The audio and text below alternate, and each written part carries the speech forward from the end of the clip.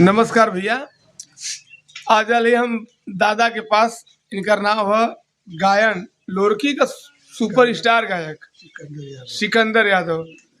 नैढ़ी नैढ़ी अमलवा पर घर पड़ाला कि हमरे घरे के गांव में ओ टोके घर, लेकिन फिर भी जो है तो हमेशा आना जाना हमार लगला। अब बाबा जो है तो इतना टॉप गाँव है लोरकी कि देखे वाला अभी भीड़ लग जाए। अब वो घड़ी की स्थिति रहेगी का सिकंदर सिकंदर गायन गायन गायन।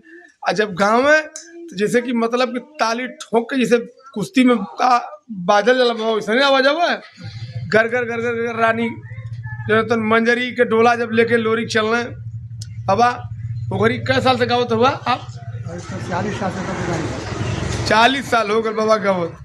आ हमन जब पैदा बनल जा तब तो मतलब बाबा का एकदम जवानी सवाब पर है 25-30 साल पहले। अब बाबा गावत हैं दबा के। अब बाबा ई पूर्वांचल में लगभग बनारस, चंदौली, गाजीपुर, मिर्जापुर कुल्ले गाँव चुकल बा ना।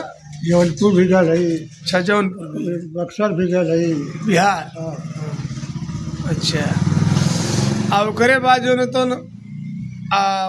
हम कहते कि जब आपके बाद केहू ऐसा कलाकार आपके जूनियर में क्षेत्र में बिना उभर के हो ओकरे आपसे क्षेत्र में जो